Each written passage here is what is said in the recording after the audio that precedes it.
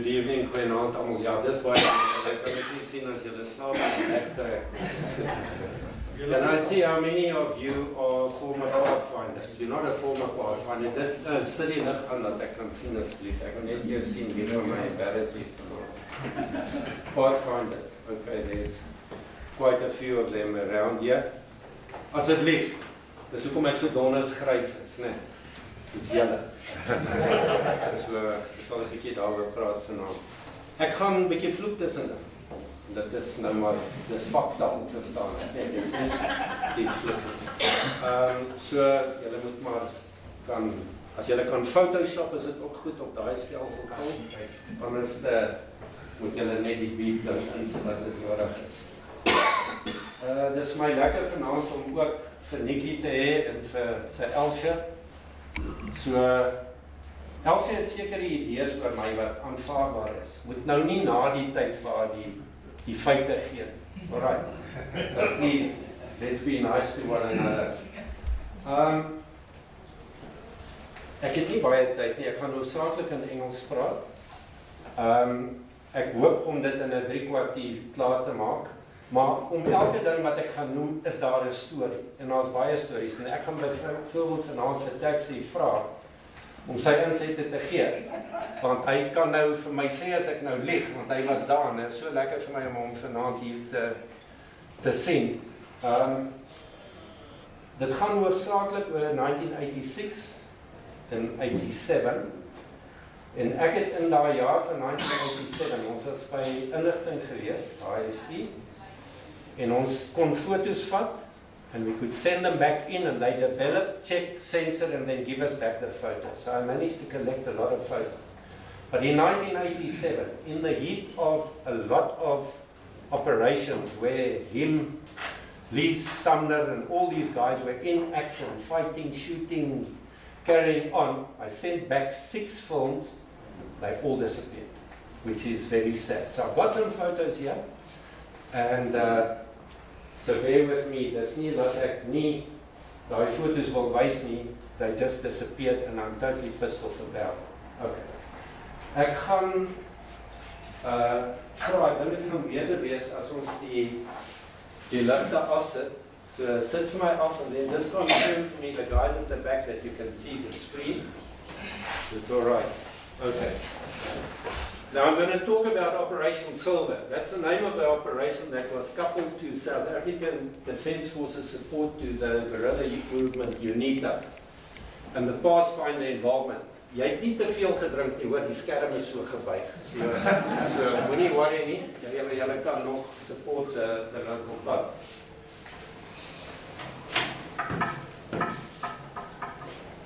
I've said the nice things. And I think it is very good to be with a family. The paratroopers are a family, and it's good to be part of a family. What is my aim tonight? I was asked to contribute to set the scene with regard to the role the Pathfinders played in the Directorate Special Tasks in the 80s. DST, Directeur Speciale Tasks, was an organization that did funny operations, and they were responsible for managing the guerrilla movement UNITA. I'm also going to explain the role that DST task played in the Defence Intelligence Division. So ons het vir inligting gewerk. Okay. Sylvia? Praat as ek kan hoor, ek kan saam hoor. Voor die tyd sy radio stil te gaan. Okay, how am I going to approach the briefings? Asseblief. Daar's ouens wat fantasties is in hulle geheue met datums, met alles. Ek is nog bly elke oggend as ek wakker word en ek herken my vrou. So ek is nog sterk. Maar ek kan nie, this is not an academic, chronologically accurate reflection. I'm going to talk about a time when we were young and full of energy. And okay, ek gaan probeer in 45. Julle moet my maar sê. Dis gemaklik tot 8:30. Okay. I'm not going to read through that. Now, what was Directorate Special Tasks? This was an organization, a few people sitting here at the Liberty Life building in Pretoria, in Vermeulen Street. It's got a new name now. They ran projects like UNITA, and Renamo. We were part of the UNITA project, DST. That included supporting them with logistics, training, operational as well as political support. It was a huge operation. Now, towards the end of this year, a book will be published because it's 30 years afterwards, so the whole secrecy act and everything, you can now talk about it. And there's going to be a book published on specifically about the 1987, a bit of the stuff before and after, but specifically on the 1987 things, and then you'll see a lot of what really happened. Ek kan byvoorbeeld vir julle sê, ken julle vir Daan de la Rey met die afarms? Ja. Nou Daan was verantwoordelik vir die opleiding van 55.000 soldate, UNITA soldate. Toe Daan weg is daar nog 15.000 opgeleid. 70.000 soldate is opgeleid wat in daai oorlog ingesluit is, wat nie baie mense van weet nie. Dis groot getalle, dis groot tipe opleiding, en die ouens het ongelooflik goed gedoen daarmee. Now, why were we supporting UNITA? We could justify it because we said if we could north of Wambeland, and specifically north of the Kavango, if we could keep UNITA strong there, they keep SWAPO away, and they would be in the way of SWAPO, and it would also keep the MPLA and the Cubans away from the border, so it would be easier for us to keep and maintain stability there. So it was a selfish thing for us to do. Ons het gewen daarby, want ons sit hulle voor. Hulle het gewen daarby, want ons lei hulle op, en ons gee vir hulle logistiek, en ons gee vir hulle ammunisie, gee vir hulle kos, ons gee vir hulle politieke support. Okay. Nou wat was hierdie verhouding? Dis 'n hele onderwerp op sy eie. Dis baie kompleks, maar beide kante het dit vir selfsugtige redes gedoen. It was selfish. We both benefited. It was a win-win. Bombay base was a base inside Rundu, and it's very strange when I got there, you've got this Bombay base where you see all the guys, black soldiers in brown uniforms, maar hulle kan nie 'n woord Afrikaans of Kavango of wat ook al die taal was praat nie. Dis die UNITA soldate. Die meeste mense het nie geweet, daar's 'n UNITA basis binne in Rundu basis in sektor 20 geweet. Manne van die troepe in die aande eiwol om daar toe te gaan. En hulle loop naby daai basis verby want die sekuriteit was goed, dan word hulle vasgevat, maar daai troepe wagte praat nie met hulle nie, want hulle kan nie. En hulle kan nie verstaan hoekom wil hierdie ander wagte nie vir hulle laat verbygaan nie. Wat hulle nie besef het, daar's eintlik 'n UNITA basis binne in Rundu in sektor 20 gewees. Okay. In my early days when I got there, we had to study UNITA. And if you study the theory of guerrilla warfare, you normally read that people say a guerrilla organization establishes itself in a neighboring country so that they've got a safe base to then operate into their own country and do the fighting and the terrorist and the guerrilla type activities. UNITA did not do this. They broke the mold, okay? And they actually said to Fakla, hier's ons, kom kry vir ons. Hier's 'n teken, kyk of julle ons kan kom vat. En in hierdie kaart, in daai dae, is hierdie hele suidoostelike gedeelte van Angola. It was known as Free Angola in UNITA's name. It was totally under the control of UNITA. Now this would seriously piss off the government sitting here, wouldn't it? Because what would they do? They'd sit here and they'd call in foreign journalists, politicians, everybody, and say, come, fly into Jamba, there, and we'll take you in by vehicle, or fly you in, and we'll show you. We've got schools, we've got farms running, everything. And the guys would say, yo, this isn't a guerrilla force, they are actually a governing a part of this country. En dit het hierdie ouens verskriklik kwaad gemaak aan Luanda. En dit is hoekom hulle elke jaar probeer het, hier in die 80e jare, om van Menong deur te kom, om Kwitekwanawal te vat, en om Kwite te vat, met die doel om by Mavinga uit te kom, om Jamba te vat. Okay, so, verstaan net 'n bietjie, why UNITA did things differently. And so they made themselves vulnerable. They're not running away into a neighboring state and hiding. They said, here we are, see, what are you going to do about it? Okay. Daar's nou net nog van die bietjie ander kaarte daaroor. Ek sê weer, daar's Menong, daar's Pieter Karnaval, Mavinga, Jamba, en hierdie sal baie van julle ook ken, wat nou nie daar gewerk het nie, met Jangongo, Ojiva, etc.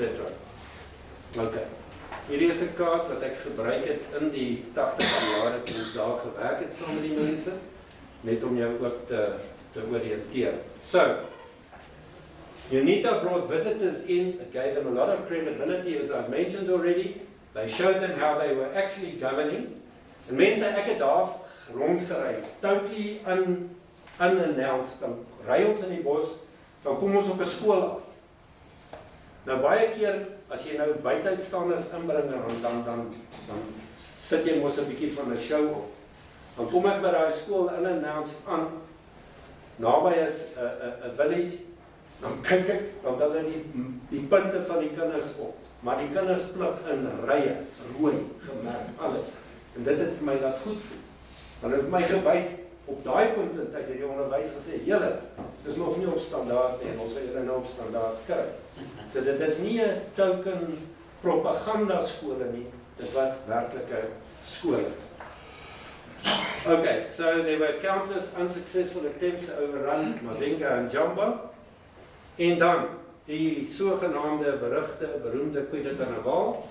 Daar's 'n brug oor die Pieter rivier, en ek sal nou vir julle wys hoe lyk hy nou. En, sorry. Lost control here. And that is the bridge that they had to cross every year to allow them to try to take Mavinga. And Mavinga is this nice name, beautiful, there's stuff all there. There's a runway there, and there's a few broken down huts there, but it was a strategic location. And then from there you go further southeast to Jamba, which was the headquarters of UNITA. Okay. So how did I become involved in this? After I did my staff course in 1985, I was seconded to special tasks from 1 parachute battalion after my staff course. We were posted to Rundu, and we had this clandestine UNITA base inside the base. So I worked in civvies when I was there. Now I wasn't in the base very often. We had our own land cruisers, en ons het in civvies rondgeloop en baat gedra. Maar van daar af het ons logistiekbedryf in Angola en ons het operasies bedryf. So when I arrived there, my initial purpose was, they said they're going to bring me in, I have to man the ops room. Because the boss, which was Colonel Jackie Snyman at that stage in time, he didn't have enough time to get away to liaise with Jonas Savimbi and all those people.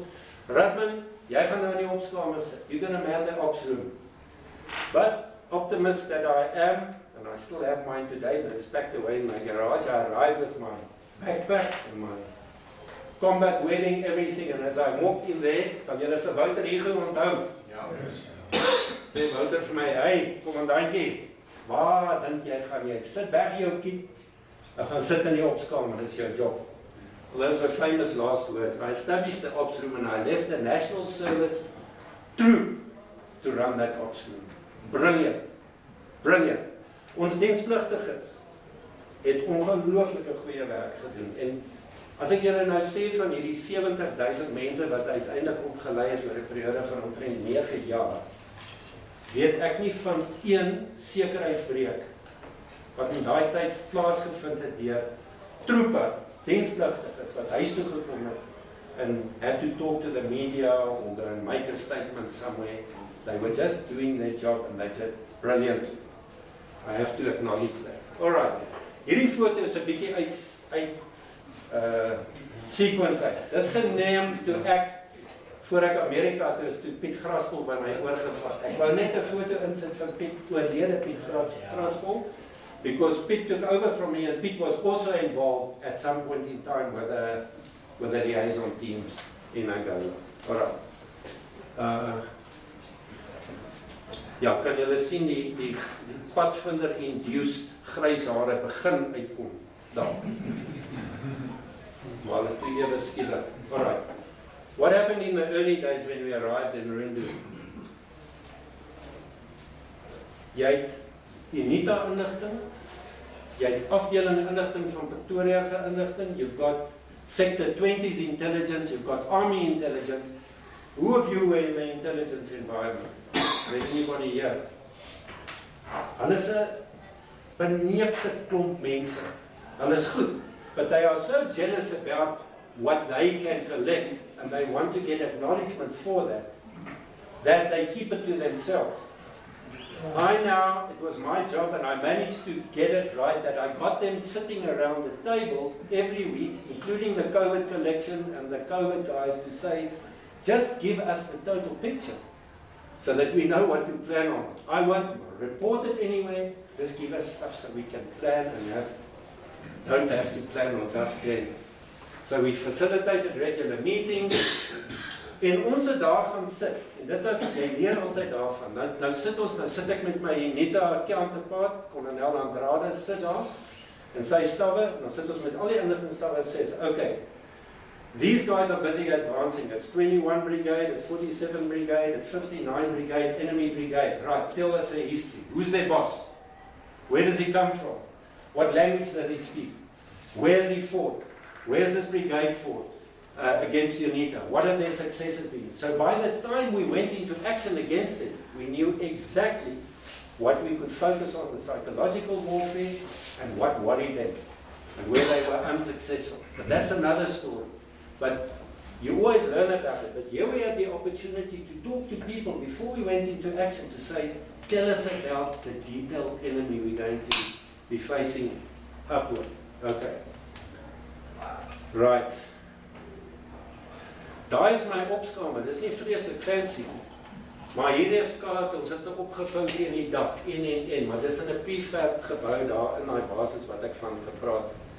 Now the liaison teams, and I'll give you a bit of background, the skating spanne.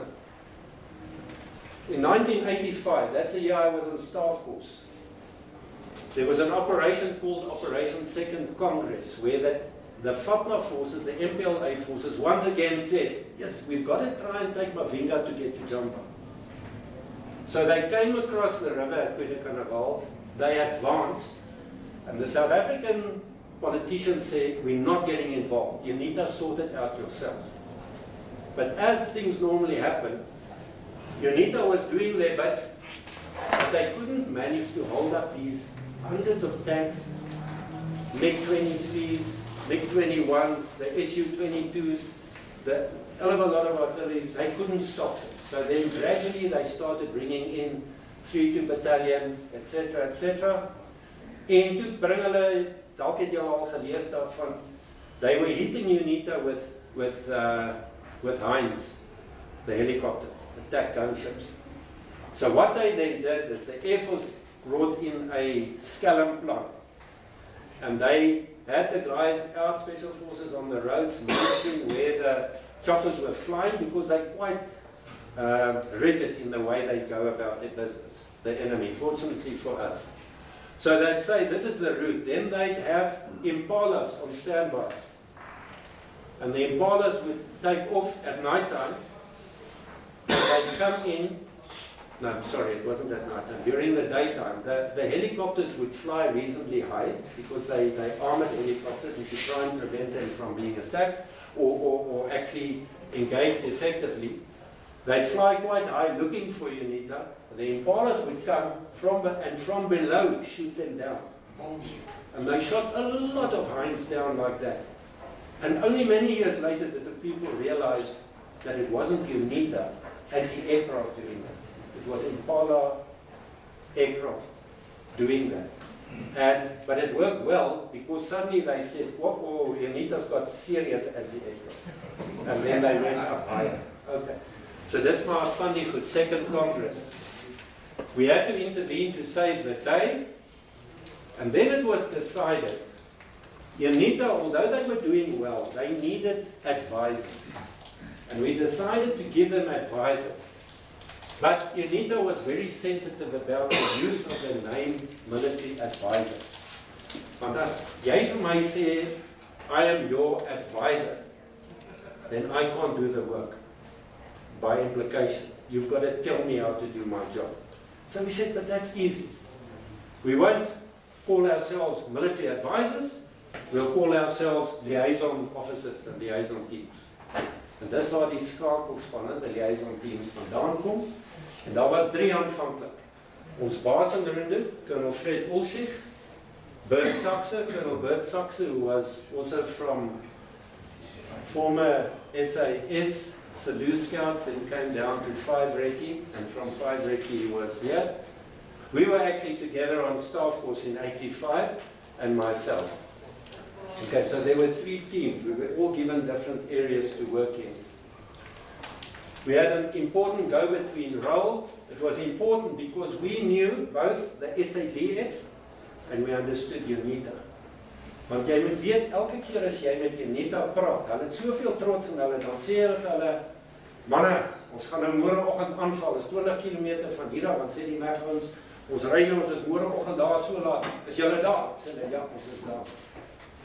Hulle kan nooit dit maak nie, want hulle is te veel. Hulle kan nie betuig, maar hulle sal nooit nee sê nie. En dis waar ons ingekom het. We had to say, guys, be realistic, I'm not going to make it. They'll catch up, or you put your timeline up. So, alright, so dit was een van ons groot doelwitte om te help 'n plan en om die skakeling tussen die 2 magte realisties te maak. So we tried to get, and I think we were trusted by both parties. En dan het UNITA vir ons gesê, yes, you know, you guys, South Africans, we really respect you, and you guys are good, but why are you always in such a hurry? Tomorrow is another day. Hoekom wil julle dit nou klaar? En dis baie moeilik om te verstaan as jy nie saam met hulle lewe nie. Daai ou word gebore in die oorlog en hy gaan dood in die oorlog. Ons het saam met hulle gesit dat jy in die aande, jy beklei die dag, nou beklei ons mekaar, nou vat ons mekaar, hulle in vakke. Dan sak die son, trek ons uit mekaar uit, dan sien jy, daar is hulle vure, hier is ons vure, dan sal die man hulle eet, en hulle kuier, en slaap môreoggend, dan vat ons mekaar weer. Want ons is nie haastig nie, die oorlog gaan nie ophou nie. South Africa, ons moes altyd ingaan, because there was political pressure. When you go in, somebody picks it up on satellite, whatever, and then they report, and then there's political pressure by the United Nations to say South Africa out of England. So, that is a cultural difference. Okay. We got a lot of Special Forces support initially from Fort Foote. Now, Fort Foote is a Special Forces headquarters in Rundu. It was called Fort Foote because they worked with UNITA from there, and UNITA always used to say, we're on footings now, ons stap nou. En dis waar die naam vandaan gekom het, as jy vandag gewerk het, moes jy stapfiks wees. Okay. What did these liaison teams exist of initially? Remember, there were 3 teams. Team commander, we had normally up to 6 vehicles, intelligence officer. We always had a doctor with us and a medic because the chances were, and it really did happen like that, we were involved in a lot of combat and a lot of contact and casualties. I always took somebody like that along because they've got good comms, and I know if I walk into trouble, then the artillery knows where I am and they can help. So we always used an artillery forward observation officer. We had 2 Caspers, 2 log vehicles. They were all of the SAML or the Kwe variety. We had a Casper log vehicle with 81mm mortar mounted on the back. It had 300 bomb stacks. Julle sal dit nou kan onthou. At this stage, and what was very nice, I regarded myself, I was a commandant, but I had about 20 to 30 people maximum with the UNITA guys. I regarded myself as a gang leader. We just went where we wanted to, we did. The SADF, when you pass by there, they don't know who you are, they don't know how to command. It was brilliant. We could do what we needed to do, and then at the stage we said, okay, we remember in the old days at Oudtshoorn, they used to teach the guys Vickers. We're not using the Vickers anymore, but if you learn about Vickers, a Vickers can do sustained fire. They can on because it's got a water-cooled barrel. And the Vickers has got it, when you fire, you can fire indirect fire. So we worked out what the size of the beaten zone is, hoe groot gebied kan jy met Vickers dek met 4 in die rek hoor die bos, oor wat 'n afstand tot en met 2000 meter, het ons uitgewerk na ons soek wiekers. Sê ons vir die hoofkwartier in Pretoria, kry vir ons wiekers, dan gaan soek hulle in die ou storie, die Goedsgeberge. Bring hulle vir ons wiekers, en ons het 6 wiekers gemonteer agterop van hierdie voertuie, 3 in elke rigting. Ek sal vir julle nou een of 2 prente daarvan wys. En ons het redelik warankas gemaak daarmee. En onopgeleide ouens gebruik om die goed te hanteer. Maar dit is 'n wagen, dit is lekker. En ons het ammunisie, ons het tussen 25 en 30.000 rondes op 'n slag geskiet. As ons nou wil misleiding doen, of ons weet die ouens is daar in die nag gaan ons nader, dan gooi ons het, ek sal vir julle nou prent wys, dat een van die jobs van een van die ouens agter op die bak is met 'n graaf om die doppies af te gooi, dat daar plek is vir die ouens wat sit en skiet. Alright, en altyd was daar 'n recovery vehicle, dis 'n bit of a sore point with me, and I'll show you now, a veterans recovery. Goed, hierdie was die eerste span in 86, daai ou, Rigo Marie, Ops Medic, paratrooper qualified, daar's baie stories oor hom, hy het 'n groot sportwinkel hier in Route 21 vandag, Marius skoonwinkel, gunner, dolskepers inligting, 'n nice slim en trim Rudman stil. He was a Portuguese-speaking national serviceman. Hierdie 3 ouens is RTU's van Valskermbataljon. RTU's van Valskermbataljon, wat briljant gewerk het. Okay. En hierdie was ons UNITA skakelouens. Hierdie is Major Mickey. Hy het altyd by die spesmagte. He was involved in the Special Forces operation as a liaison guy most of the time, but he was with us on this operation. Now, in Alpha Centauri in 1986, this is now some of our first deployments. The aim was to assist UNITA now to prevent this annual advance for them to try and get to Mabenga. The teams consisted of ourselves, the 7 Meds, Ops Medic, 50 conscripts, with UNITA, and we had 106mm anti-tank capability, and you'll remember Pine Pino of 1 Parachute Battalion was killed in Sierra Leone. Pine was there, because he was at St. Michel base where they were training UNITA on anti-tank, and so for this operation they came up, and I'll show you a few photos now as well. He had a big Kelway hat he used to deploy. See, now this is very funny. Julle nou gesien hoe lyk hierdie span. Nou is ons daar, nou kom hierdie magte weer af. Nou sê generaal Janie Gelders, no South African troops will get involved in this. Ja, so right. Nou sit die kanonne daar, die G5, ons is nou naby die brug, ek weet ek gaan na Waal, ons probeer nou daar. Now the guns are shooting, 3 battalion is guarding the guns, all those highly trained guys. But the 2 liaison teams of Bert Sachs and myself was RTUs from 1 Parachute Battalion.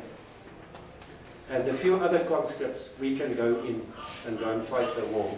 I don't think General Gelders realized what was happening. Maar hy het ons ingestuur en ons het daar in 'n klomp trek ingeloop. Maar dit het uiteindelik gesorg dat ons die Padvinders gekry het wat hoogs opgeleide ouens is. Okay. Hier is die oggend voor die aanval op Karnaval. Ek kan my Kasper daar in die agtergrond sien. Hier is een van Pine se bende op 'n Unimog met 106 op. Ons is maar net besig om daar op te vorm. Hier is van die UNITA ouens wat sy ingaan vir die aanval met 14 vywe agter op die Unimogs. En hierdie is sorry. Daai montier is seker die montier wat die meeste operasionele bomme gevier het wat bestaan en hy het gehou, maar hy sê he earned its keep. Ja. Dit is net 'n foto van UNITA wat met Amerikaanse tankweer missiele tanks redelik opgemaas het, dat hy die hele turret afblaas. Okay. Now, you all know the story about Carnaval and the bridge at Carnaval that 4 Ricky damaged eventually. But in 1986, we were around Carnaval We just done some of these attacks, and a bit of feedback. Both Bert Saxer and myself were unsuccessful. We went in that first night, we ended up in minefields, walking through them, personnel minefields. One chappie from here to that wall, a kid, child soldier, detonated a mine. His foot was off, just hanging by a thread. And that medic I showed you now, he just saw me in the back of the Casper, quickly did an amputation, and so het ons nou maar aangegaan. Maar ons kon nie ons doelwitte bereik nie.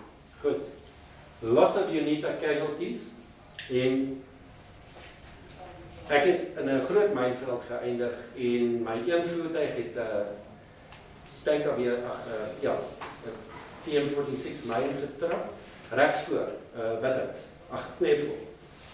Daar's nie bome nie, dis winter. Nou kom die son op, nou begin die mix vlieg. So we said, okay, I said to my Wittings, go and hook them and just pull them slightly under the right tree so we can put out the camo nets. When they did that, they hooked them, and I was sitting on my Casper watching. Bert Saxer and them were fighting there on the flank. We could hear they coming closer. And as he hooked him and he started pulling him out, right back wheel hit the tank mine. Okay, now the two are standing like that, so we just camouflaged them. And later that day, we had to run. We had to get out of there because our UNITA protection element ran off. And we were being attacked. Maak nou nie saak nie. En ek moes my voertuie opblaas. Ons het elke voertuig was voorberei met 'n klomp springstof en motorkanisters met 2-minute fuses, al sulke goede.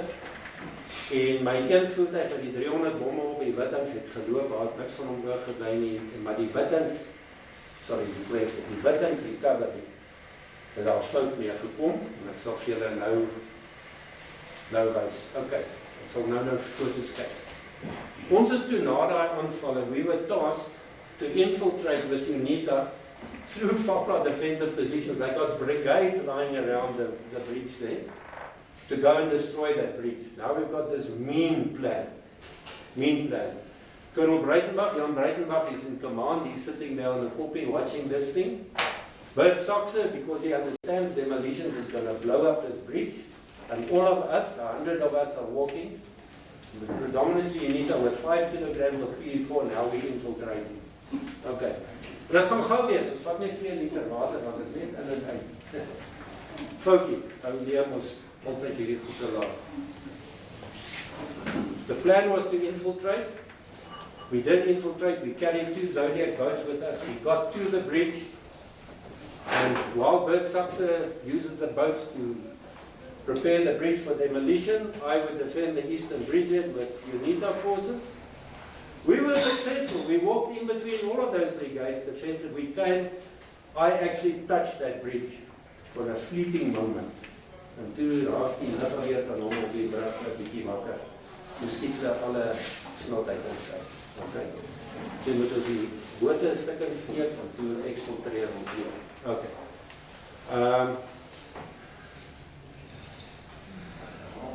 We were followed up seriously for quite a few hours. 24 hours later, and minus the 2 liters of water you had, we arrived, and then people wanted to dawn on one another for the peas that were in the ratbacks, that had fluid in, if you recall. That was the morning before my Wittings hit the mines. And many years later, it's a bit blurred. When I was at Special Forces here, I had the opportunity to go to the War Museum in Rwanda, and that's where my Wittings is. Right. After that initial, when it got taken, as generaal Meyering my sien, dan sê hy, Rudman, waar's my Wittings? Ek generaal het werk daar. Voordat ek daar gekom het, the American attaché was here, Mike Ferguson, many years ago, heard about the story, and he went and he took a photo of this thing for me and he brought it back. And I wrote Generaal Meyering 'n letter. Ek sê, generaal, ek het hom gekry. Hier staan ek. Maar ons loggies sukkel nog met die loggies in Angola om hom terug te kry, maar daar is hy nou. Ons het hom onder beheer. Okay. Die dorp Pieter Kanewald het ons toe besluit, ja, ons gaan hom ook nou sommer aanval.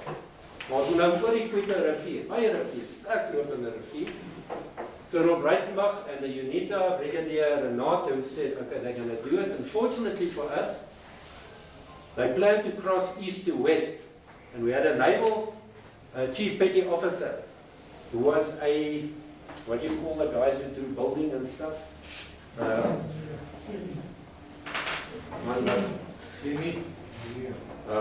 Maar his main job was at Colonel Breitenbach's base in the Caprivi to build new accommodation and stuff for them, you know, temporary stuff.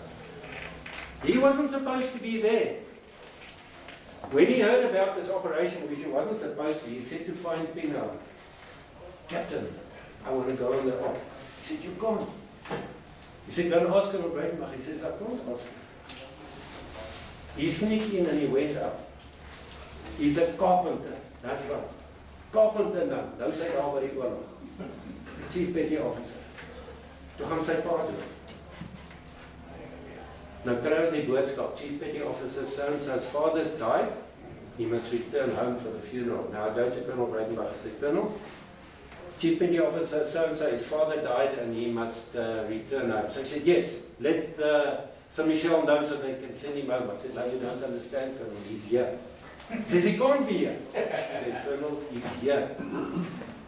Okay, the CPO said, I'm going nowhere.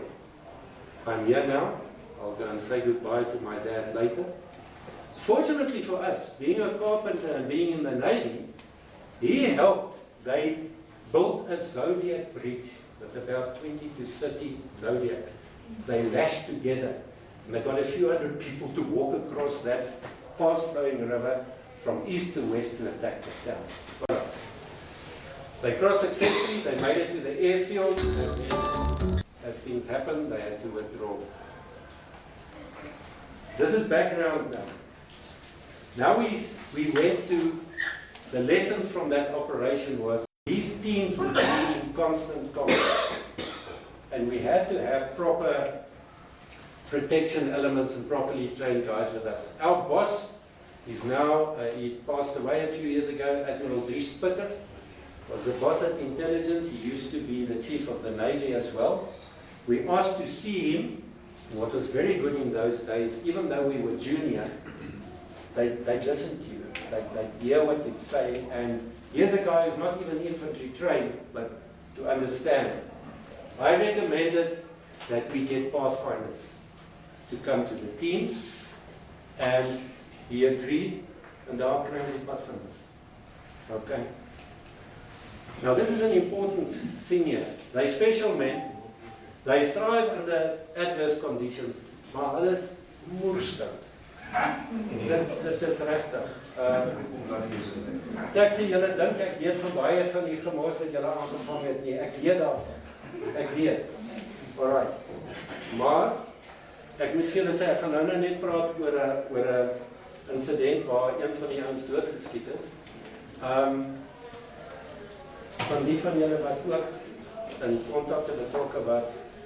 In very many instances, you find that after a contact situation and people settle down and there's been people killed or wounded, the people go into a bit of a depression. They worry. They voel nie lekker. Die padvinders moet ek vir julle sê, ons sit in die een, ek gaan nou daaroor praat. Een ou is doodgeskiet, Melvin Beneke. 7 ouens is sleg gewond. En ons is regtig redelik uit mekaar uitgeskiet daar. En ons het gaan sit en wag. En ons het vir Melvin Beneke in 'n bodybag daar gehad. En ons het langs die kastes gesit, nou dat ons in 'n veilige gebied is. And we sat there. And to me, I will never forget that. Die padvinders het gedien. They sad about Melvin that's died. But shit, guys. This was what we are there for. We paratroopers. Nee, that was my so. It was so obvious the difference between normal guys and the paratroopers, the pathfinders. They said, "Here's that guy lying, Bill, in the body bag, waiting for the chopper to come and fetch him." But yeah, guys, this is it. Ons is reg. En dit is net wie die manne is. Okay. operational preparations. They're professional soldiers. A lot of the lessons we taught ourselves, but we learned a lot from Special Forces, and they really did help us a lot, especially from Fort Foote, Dave Scales with the communications, and other things. As a point of interest, we really were very professional, but we would deploy for months on end. We will never use voice comms. Never. If I wanted to send my wife, say happy birthday to her, or to my daughter, if there was a skip time, we would send it through on a DET, you know what the DET is, data entry terminal, and it would go through on the hopper radio, and they would get a little printout when they were allowed to go to their ops room in Rundle. That was it. The only voice comms we had was tactical comms between vehicles when we were moving. We also had Morse code keys in every vehicle, command vehicle. Nou, ek ken nie Morse kode nie. Maar die voordeel van Morse code is, it goes through. When you are working on HF radios, very often at night time or so, your comms die because of the spectrum, etc. But Morse goes through. So what we did, we learned a bit from Special Forces. We had our own Morse codes for every, which would say, if we've got a skip, we've got to now make comms, but we're moving or we're in trouble, we can't talk now. We had a thing that calls them on Morse, whatever, we call Rundu, the ops room on their code, and we say it is us, and it just says, I'm moving, see you next skip. That's all. And nobody knows, because next time we deploy, we change the codes. But we had guaranteed comms with the old-fashioned Morse key. In dit het ongelooflijk goed gewerkt. We had our escape and evasion plans, compromise plans, and we did detailed training with the guys. So, for instance, we also had to assume that if anybody gets captured, they were trained beforehand, they all carried maps, and we had false information on the maps. We never put any of our actual planning on the map, but we put false emergency RVs, etc., and tried to rub it out so it looks as if you're trying to get rid of it. So if the guy gets caught, if you're busy with escape and evasion, and the enemy sees that they're going to go for the wrong place.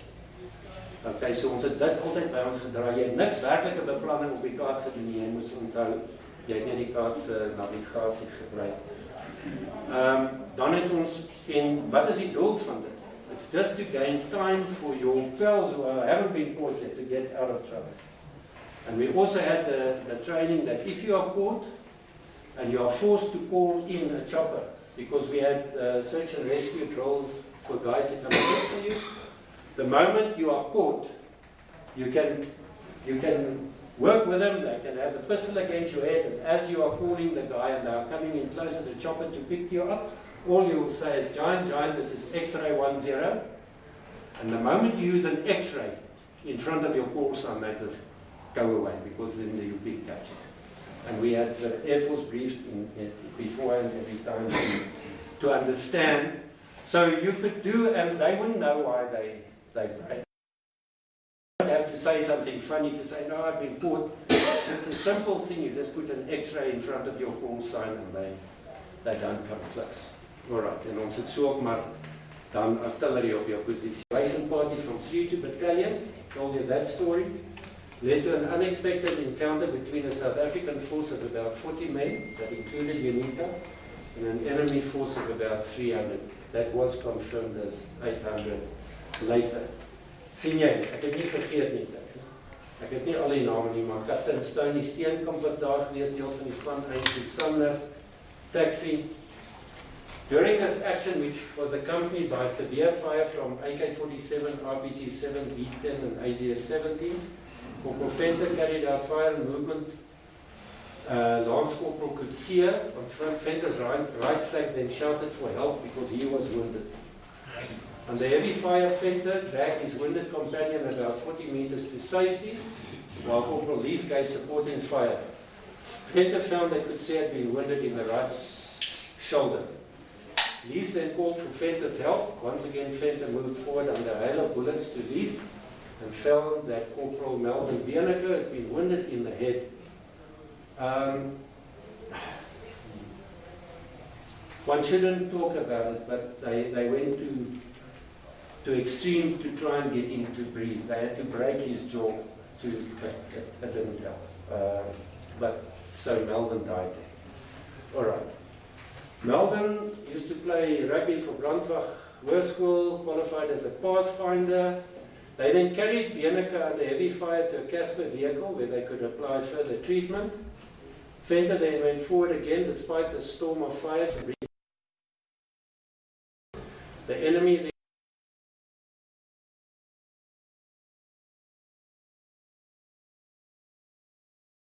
We then consolidated and began to withdraw. 7 members were wounded, and Melvin Beneke died of his wounds. Now, what's the sad thing about this is, he's now one of my soldiers, my men, my team. Now, he gets Kazakh and he goes home and he gets buried. I only had the opportunity many months later to go down to go and visit his parents and to tell. So dis nie die lekkerte van die goed nie. So Venter got the honoris Crook Silver and he's now living, I keep on forgetting, is it New Zealand or Australia? Australia. Okay. Hierdie is net om te wys hoe die agterkant, ons het nou na daai kontak, het ons daai boonste deel afgesny aan beide kante.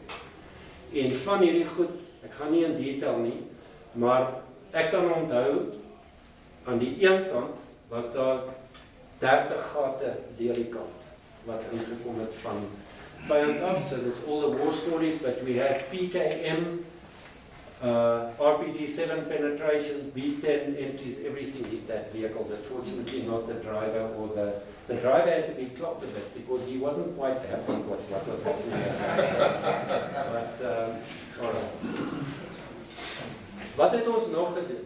Ons het elke maand, so donker maand is, het ons vir Unita lugvoorsiening gedoen. En wie was die ouens wat in die vliegtuig, die search and rescue spanne was vir Padvinders? And I don't know if you can remember Captain Paul Troll. And we'd come down once a month and do all the briefings, and we had a very, as I said, there are so many stories, a very detailed process of flying them in. So, from Grootfontein down here, they get airborne, not a word spoken.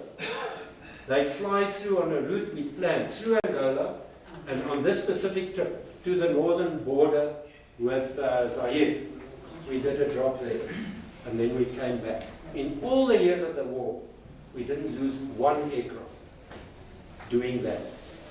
Hulle was baie professioneel en Unita was baie professioneel. Ons het alles met vuur op die grond. Unita het nooit geweet, hulle kan hier of daar, ons het nooit van hulle gesê nie. En dan, as hulle oor 'n sekere plek vlieg, wat gemerk is met vuur, dan hy report, ons sê dankie. As hulle nie binne daai tyd reëling daar, dan kan ons begin ons SNR, search and rescue planne begin aan die gang kry. But so the Pathfinders heavily involved in search and rescue. And it's not easy. These guys are brilliant, the pilots. Maar jy nou ooit probeer vir 'n pilot leer en oplei en sê, right, when the aircraft gets hit here, how are you going to jump? We had the parachute there. It's always scary, you talk about it. Now we said, easy parachute, you're going to get this one up. You're going to jump out the side door. The pilot's first going to cut the engines, that they, the props stop turning. En hulle glad nie happy oor hierdie idee dat hy sy vliegtuig moet los. En ons moes hulle sê, man.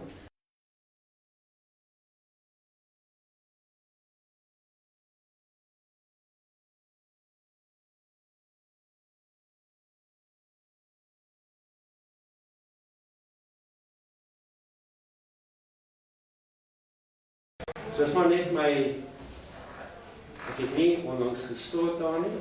Daar is die Sam 7, but mounted, we could do what we like. I had mounting set up in my vehicle because nobody knew, the rules and regulations didn't apply to us, so we could do what we wanted. Daar is my slaaprol, ek het hom vandag nog, en hy so vol kon, soos die ouens op hom gebloei het, toe daar daai kontak, en dit het nooit uitgekom nie, maar hy moes nog steeds slaap. Okay. Dis maar net die ground shot vehicle, just not very well camouflaged there. net foto's van die ouens, Stirsel, Piet Verwien. Ok. Hierdie foto is an attack on 5-9 Brigade close to Carnival. For 5 days before the attack, I had that speaker system, and every night when the sun sets, we talk to them. We keep them busy. We frustrate them. We had funny noises. I had vehicle noises. I had tank movement. I had psychological things. I had animals, hyenas screaming and lions grunting, and then a guy screaming. It's from a metal, what's this? Some other pop record we had as we mixed this, and it sounded these lions were crunching into this human being. En so het ons deur die nag, ons het nie geslaap nie, maar hulle het ook nie geslaap nie. Ons het hulle vir 'n week voor die aanval, het julle wakker gehou. En ons het vir hulle byvoorbeeld gesê, voor hierdie aanval, het ons vir hulle gesê, guys, we're coming to attack you. And we knew them. At times we spoke to them in 7 different languages, because we knew what languages were in the brigade. We say to them, we're coming to attack you. And when we attack you, before we come in, we're going to shoot up the flare. So we're telling them this story. And say, when we shoot up this flare, what you must do, you must take off your clothes, throw away your rifle and come out. And you will be safe. But before you do that, shoot the Cuban and Russian advisors, because they're going to AWOL by helicopter. All right. So I don't know how many of them they shot, because they did AWOL like that. So we did this, and everything worked well. They understood. But what we forgot to do is, when the attack went in, and people don't understand this, it was like a First World War, Second World War attack. Our tanks went in, leading, and UNITA sat 30 to 40 guys on a tank in front, going with the leading tanks. They were killed like flies with artillery coming in, anti-aircraft shooting them, but they did it. En mense het altyd baie slegte goed te sê oor UNITA. Ek het geen Suid-Afrikaanse troepe gesien wat op die voorste tanks gesit het. Maar wat nou gebeur het, as they going through this, they couldn't believe their luck. You know, a lot of guys coming naked, running to them. Daar val my hele plan plat, because I couldn't use that plan again, because my credibility was gone, because they won't believe us in future. But they believed us. They got the message. We fired the flare, the illumination bomb before we went in, and they came out naked. But unfortunately, UNITA didn't get the message. All right. Hierdie is Duncan Reichardt se voertuig. Dit lyk baie kalm. We had done all this, and now we're following Cassie Schoeman of 61 Mech. They're busy with the attack. And Duncan hit a mine. And this is just in the fight there. Basically, my veterans went in again. We lifted him up, we hooked him out, and we pulled him out of the fight. Ek is nie ver van klaar af nie. People you might know, Dries Veldhuisen, Padvinders, Rooies, in Turbo to Blanche, 1 recce. We have moved into the middle of Angola by road. It takes a bit of time. It's so 1000 kilometer wat ons per pad en ons ouens daar opleiding gegee. Here I'm busy training them on a handmade mine breach system with Cortex and PV4 and stuff. Okay. That's awesome. That was Anton Boshoff, one of members of the team, also a gunner. Ek gaan nie detail praat nie, want ek is uit tyd net om vir julle 'n paar foto's te wys. Hierdie is hoe die brug nou lyk. Pragtig, is mooi. Maar kan jy sien hoe kronkel die rivier? In 86, I ended up there, and I was supposed to defend out this way, and Bert was going to blow up the breach there, and we had to run like mad out and exfiltrate, I guess.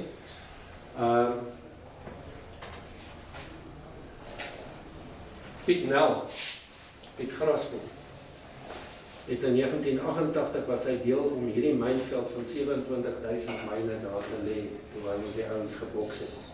Ek het dit nou maar net vir interessantheid daar gelos, daar skiet ek geval. Dit klink na baie myne.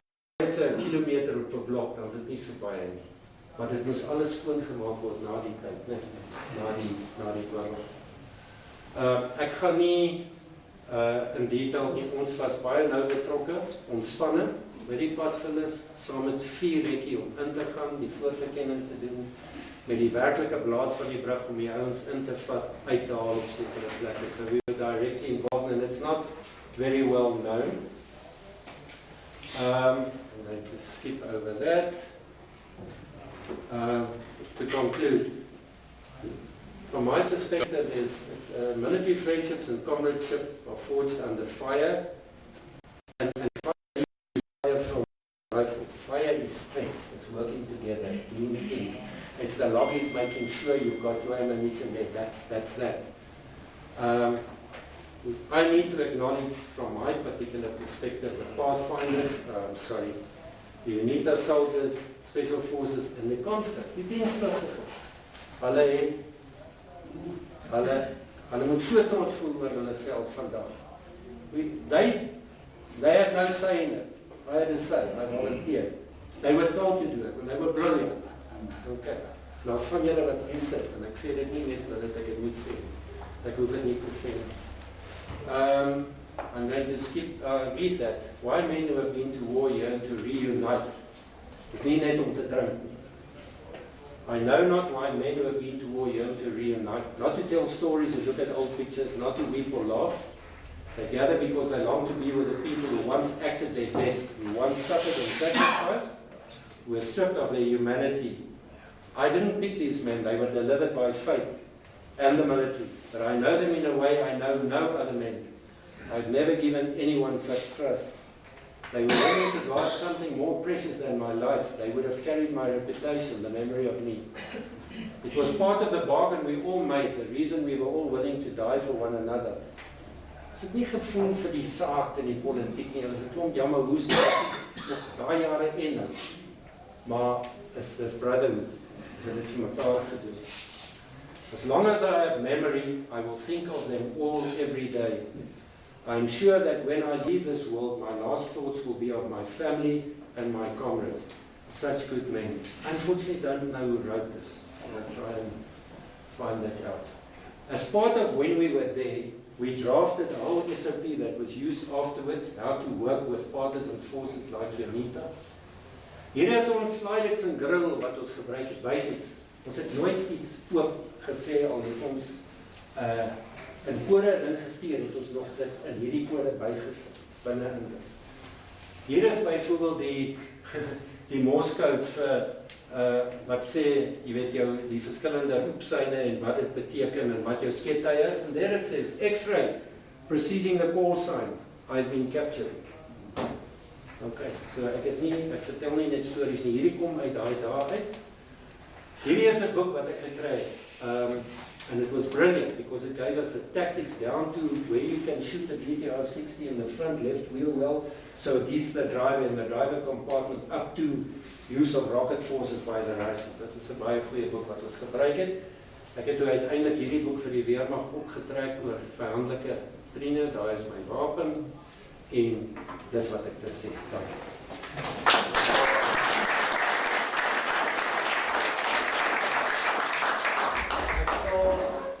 Graag if I may. Taxi, jy was nou daar, jy iets sê, wil jy iets praat, wat is jou ervaring? Want ek praat ons van die honderdse offisierse perspektief. Waar ek generaal op die tyd kommandant, baie beskeie, maar ek moet sê, nadat Samner absoluut is van sy voertuig, het ons daai een gevangene gevat, ek as 'n koloniaal in die bataljon of iets. Hy gesê hoe groot skare het kommandant Rudman hy kyk die 5 running beman en ja, hy het chaos in hulle ingeskiet. Dit is van bangheid. Ja, so ek sê baie beskeie, maar ja, hy het soos ek wil nie sê of het wonderwerkers nie. Een man verloor, ja, baie gewond nie eintlik daar uitgekom. Ja, dit het ons eintlik omsingel. Dit was eintlik 'n nagmerrie. Daai foto van die vlamme kan ek onthou. Ja nee, dit was lekker om jou te sien. Ja, dit is goed. Yes. Ek stuur nie die branding vir my. Dis lekker. Stoot is 'n paar gestoot is 3 keer plat gesien. Ja. En toe weer op. Daar baie mense wat hy te sê toe stoot, maar hy is ongelooflik. Ek was uit goed gekry daarvoor. Sê jy? Hy het mos 'n kroekstuk. Hy het 'n HC gekry daarvoor. En hy het geëiwel uit die hospitaal uit hier. En vir die, nadat hy hier gewond is, toe die werklike aanval inging op 47 brigade, toe sy terug lekker mager en vol drip gehad en goed nog, toe sy daar, hy kom deel, dit is nou maar net so, hy was nie van plan om uit te mis op die so. Ek dink almal van ons het 'n bietjie van 'n persoonlikheidsprobleem, maar ons het goed ingepas. Goed, baie dankie. Ek wil net iets sê met julle oor. Ek wil net van my kant af wat ek net sê, hierdie generaal van ons, Les Rudman, is 'n moerse beskeie mens, as ek dit so mooi kan uitdruk. Deel van sy ongelooflike bydrae wat hy gedoen het, met sy betrokkenheid gedurende hierdie afgelope 2 jaar wat hy nou vanaand se aanbieding vir ons gedoen het, het hy onder andere die Pro Virtue dekorasie gekry vir gevegsleierskap te velde. So generaal, dis vir ons regtig 'n uitsonderlike genotvolle aand om na u te kon luister en na 'n persoon met u postuur en van u stoffasie dit met ons te kom deel, is vir ons 'n besonderse voorreg en 'n groot geleentheid gewees. En dit is dan ons voorreg om dan vir Willoughby, ons voorsitter, so 2 klein tokens of appreciation vir kan oorhandig om vir dan te sê vriend. Kan ek gou iets sê, as jy ooit weer 'n donderse foto van my met 'n pet op, iewers wat is, wat 'n pet, Ek het nie vir Les 'n pet. nee, maar Ek val voor by hom. Miskien is die beker vir jou vrou. Dis die beker vir ons Canopy Lise het. Baie dankie. Vir ons gewende praatjie ons wat hier baie dankie.